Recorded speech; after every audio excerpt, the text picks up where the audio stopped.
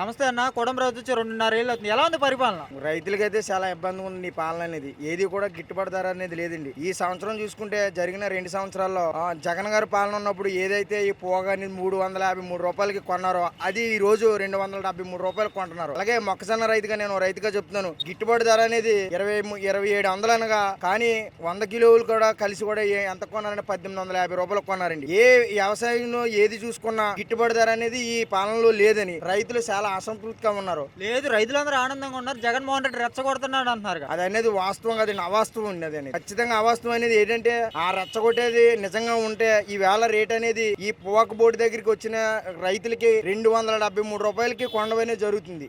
అదే వాస్తవం అవాస్తవం అనేది రైతులకి తెలుసు, ఇక్కడ ఉన్న పాలన కూడా తెలుసు. గతానికి ఇప్పటికున్న తేడా ఏంటన్న? జగన్ గారు రైతులకు ఏం చేశాడు, ఈ రోజు చంద్రబాబు నాయుడు ఏం చేస్తున్నాడు? ఏదైతే గవర్నమెంట్ లో జగన్ గారు పాలనలో హామీలుగా రైతులుగా అండగా ఉంటాడు అన్న హామీలన్నీ నెరవేర్చాడు. ప్రతి రైతుకు కూడా గిట్టుబాటు ధర ఇచ్చాడు, ప్రతి రైతుకి కూడా. అది ఇప్పుడున్న పాలనలో ఏది కూడా గిట్టుబాటు ధర లేదు. దానికి దీనికి తేడా ఏంటంటే రైతులు అనేది నష్టపోయారండి ఈ పాలనలో ఖచ్చితంగా.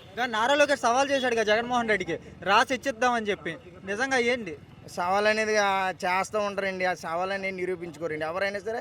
సవాల్ అనేది అవాస్తవం ఏదైనా సరే, అది అనేది వాస్తవం కాదండి. అసలు సవాల్ అనేది ఏదో చేయడం అంటే నిజంగా చేస్తే జనాలు రెచ్చగొడుతున్నారు అనేది ఏంటంటే సవాళ్ళు చేసి వాళ్ళని రెచ్చగొడుతున్నారు. వాళ్ళ టీడీపీ వాళ్ళు ఏంటంటే వాళ్ళని రెచ్చగొడుతున్నారు. సవాళ్ళు చేస్తే మా వాళ్ళు ముందుకు వచ్చి ఏదైనా అంటారు కదండి. జగన్ గారిని రెచ్చగొడతాం కదండి. జగన్ గారు ఉన్న వెనకాల ఉన్న కార్యకర్తల్ని లోకేష్ గారు అనేది రెచ్చగొడుతున్నారు. పవన్ కళ్యాణ్ ఇంకా అంటున్నారు కదన్న, తొక్కిపెట్టి నారదెత్తా వైసీపీ వాళ్ళని ఇంకా జీవితంలో జగన్మోహన్ రెడ్డి సీఎం కాడు అంటున్నారు.